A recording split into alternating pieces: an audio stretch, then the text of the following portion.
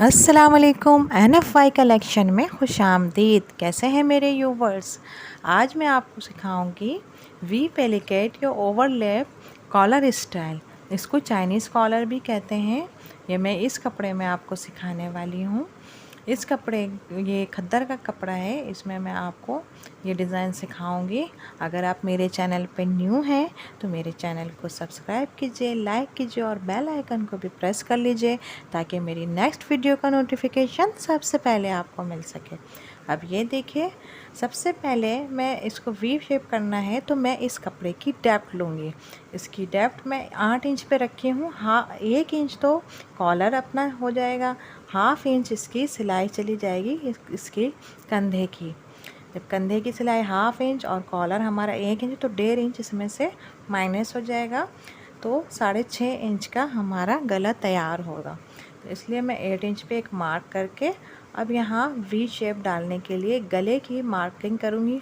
क्योंकि हमारा कॉलर वाला गला है इसलिए ज़्यादा नहीं मार्क करना है, 2.5 इंच रखना है, यानी टोटल 5 इंचेस हो जाएंगे गले का मार्क। स्टैंड टू टाइप का कॉलर यहाँ पे आके गले में बैठना है, तो इसलिए 2.5 इंच पे मार्क करेंगे। अगर आप गला थोड़ा खुला खुला रखना चाहती हैं, अगर गर्मियों के कपड़े में बनाएं तो आप ये जो गला है इसकी चौड़ाई ज़्यादा कर लीजिए, 3 इंच कर लीजिए, 3.5 कर लीजिए। लेकिन ये सर्दियों के कपड़े में बना रही हूँ और कॉलर बिल्कुल बराबर से जाएगा गले के, तो इसलिए। और बाकी ये है कि हमारी बहनों के अपनी साइज़ के मुताबिक भी इस गले को तैयार कर सकते हैं। अब ये देखिए, एक बुकरम लिया है मैंने। ये बुकरम हमारा 1 इंच से थोड़ा सा कम है। अगर मैं सेंटीमीटर से इसकी पैमाइश करूँ तो ये है 2 सेंटीमीटर। अब वही बात है कि जितना आप रखना चाहते हैं ना चौड़ा, अपने गले के हिसाब से आप वो रखें। इसको डबल करके मैं इस तरह देखूँगी कि कितना आ रहा है, कितनी चौड़ाई बन रही है। फिर इसकी लेंथ ले ली है मैंने। लेंथ लेने के बाद यहाँ पे मैं एक कट लगाऊंगी। लेंथ में 17 इंच पे लिया है मैंने। अब यहाँ पे मैं इस तरह करूँगी क्योंकि हाफ जो हमारा बुकरम है उतना ही हो रहा है जितना कि सिलाई का मार्जिन होना चाहिए, तो मैं उसको कोई कटिंग नहीं दूँगी। सिर्फ यहाँ पे इस तरह वी शेप बनाऊँगी गले का, इस तरह करके। ये देखिए, इस तरह लेते हुए हल्का सा यहाँ पे कर्व देते हुए और इन दोनों कपड़ों को सिर्फ अलहदा कर लूँगी ताकि ये हाफ इंच जब सिलाई में जाए तो हमारा वही साइज़ आ जाएगा जो कि बुकरम का साइज़ है, यानी गला एक दूसरे के ऊपर ओवरलैप होगा। अब यहाँ पे एक छोटा सा कट बनाऊँगी इस तरह।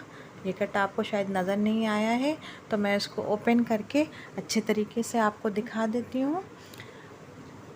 ये देखिए, इस तरह करके देखिए मैं आपको दिखाती हूँ। ये यहाँ पे जो है ना, मैंने एक कट बनाया है। ये कट का बहुत इम्पोर्टेंट काम होता है। जबकि वी शेप एक दूसरे के ऊपर आके ओवरलैप होगा तो ये कट जो है नीचे की तरफ मैं सी दूँगी। ये देखिए, इस तरह अब सही से नज़र आ रहा है। ये जो कट है ना, ये जो कट बनाया है ये नीचे की तरफ चला जाएगा तो यहाँ पे एक फिनिशिंग लुक आ जाता है। ठीक है, अब मैं आपको दिखाती हूँ। जो ये बुकरम का हमने टुकड़ा लिया है ये मैंने 40 इंचेस का लिया है। देखिए, ये टुकड़ा थोड़ा बड़ा हो जाए लेंथ में लेकिन छोटा नहीं होना चाहिए। तो पहले मैं इसकी पैमाइश कर लूँगी कि ये जो टुकड़ा मैंने लिया है ये सही है या नहीं है। और हाफ इंच तो इसमें जाना है, तो इस चीज़ का भी ख्याल रखना है कि कंधे में हाफ इंच जाएगा। अब मैं इसको दोनों को डबल करके इस तरह करके इसकी पैमाइश पे थोड़ा सा नीचे भी जाना है, इस तरह रख के। ये देखें, और इस तरह रख कर इसकी पैमाइश कर लूँगी कि बुकरम का टुकड़ा सही है या नहीं। अब इस तरह रखूँगी, इस तरह हमारा शेप बनना है कॉलर का। अब देखिए, ये मैं नाप रही हूँ कि 2.5 है या नहीं है। 2.5 से थोड़ा सा बड़ा ही है, तो थोड़ा सा बड़ा हमारा चलेगा। क्योंकि मैं बिल्कुल वो करके तो नहीं लगा रही हूँ कि नीचे पहले सिल लिया बाद में बाहर। मैं एक तरफ से शुरू करूँगी, दूसरी तरफ आके ख़त्म करूँगी गले के शेप में। तो इसलिए अगर बड़ा हो गया बाद में थोड़ा सा भी तो उसको कट किया जा सकता है, लेकिन छोटा नहीं होना चाहिए। छोटा होगा तो फिर वो जोड़ वोड़ लगाना बहुत अजीब सा लगेगा फिर गले में। ठीक है, तो अब ये जो है वो हमारे अपने कपड़े से ही बॉर्डर निकला था। इस कमीज़ के कपड़े में ना आजकल जो बॉर्डर दिया हुआ होता है तो वो बहुत प्यारा सा बॉर्डर दिया हुआ था। तो इस बॉर्डर को मैं जो है गले के वी पेलिकेट का बनाने के लिए कॉलर वाला पेलिकेट बना रही हूँ, वी पेलिकेट। या we overlap shape, Chinese collar, जो भी आप कहें, उसके लिए मैं इसको बुकरम को पेस्ट कर लूँगी।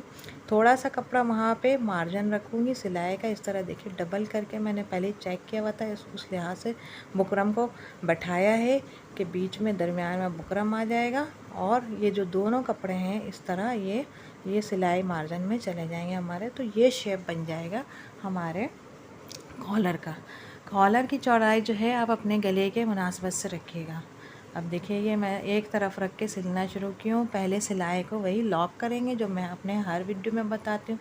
इस तरह देखिए आपको नज़र आएगा शेप किस तरह मैंने करके उसमें थोड़ा थोड़ा कपड़ा जो है हाफ इंच नीचे की तरफ सिलाई मार्जिन रखते हुए और ऊपर का कपड़ा मुझे हाफ इंच ही करना चाहिए, आप लोग को हाफ इंच ही पे रखना चाहिए, लेकिन ये क्योंकि आपको नज़र आ रहा है कि क्यों कपड़े का किनारा था तो मैंने इसलिए इसको कटिंग नहीं की। सिलाई के वक्त मैं सेट करते हुए जा रही हूँ, ऊपर का कपड़ा थोड़ा बड़ा रख रही हूँ, नीचे का वो छोटा रख रही हूँ, लेकिन आपको बिल्कुल इसी तरह से बराबर कटिंग कर लेनी चाहिए अगर आप न्यू हैं, बिगनर्स हैं, ताकि आपको दोनों कपड़ा बराबर बराबर रख के इस तरह करके आप आगे सिलाई चलाते जाएँ। मैं यहाँ पे मैनेज कर रही हूँ साथ साथ, लेकिन आप बराबर रख लीजिएगा।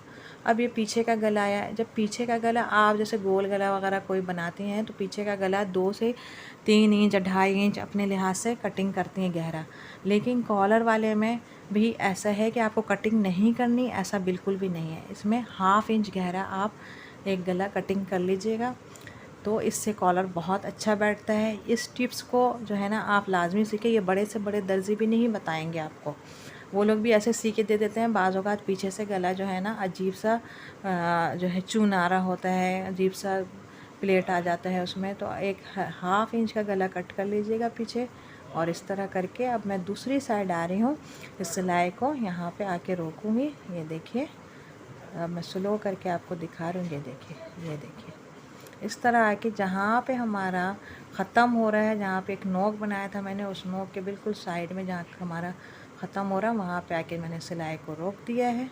अब मैं आपको इसको शेप, ये देखिए एक के ऊपर एक इस तरह करके मैं रख रही हूँ और ये देखिए कितना खूबसूरत से ये यहाँ पे आके बैठ जाएगा।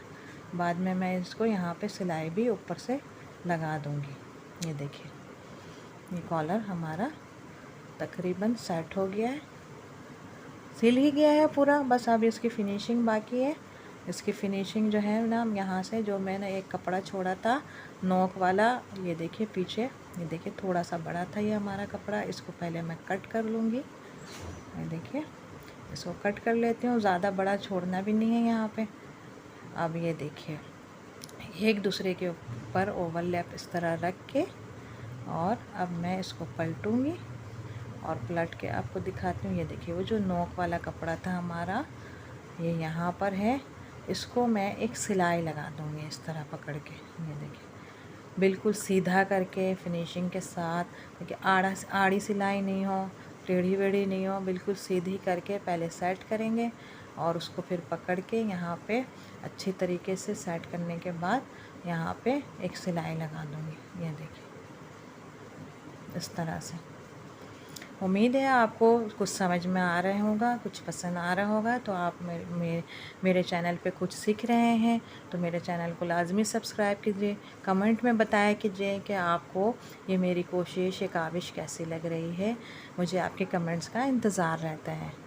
अब ये देखिए अब मैं इसको आगे की तरफ पलट के फिर से आपको दिखाती हूँ कि वो सिलाई लगाने के बाद हमारे जो है यहाँ पे एक पक्का काम हो गया है, यानी कि अब ये नहीं निकलने वाला है, नहीं खुलने वाला। आप खींच के इस तरह देख सकते हैं।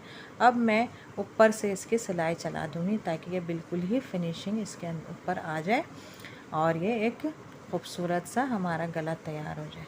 अब ऊपर से सिलाई चलाने के लिए आपने क्या करना है, कहीं से नहीं बैक से शुरू करना है, बैक के दरमियान से इस तरह शुरू करेंगे। ऊपर जो है आप ज़रा से फासले पे समझ लें कि 1 पिंच के फासले पे जो है आप वो एक सुई के फासले पे एक सिलाई लगाते हुए जाएंगी ताकि ये पूरा गला अच्छी तरीके से बैठ जाए, फिनिश हो जाए। इस तरह ये देखिए कोने पे आके सुई नीचे रखते हुए मैं कपड़े को पलटूँगी, फिर यहाँ पे सिलाई लगाऊंगी अच्छे से सेटिंग करके, फिर सुई नीचे रखते हुए दोबारा कपड़े को पलटूँगी।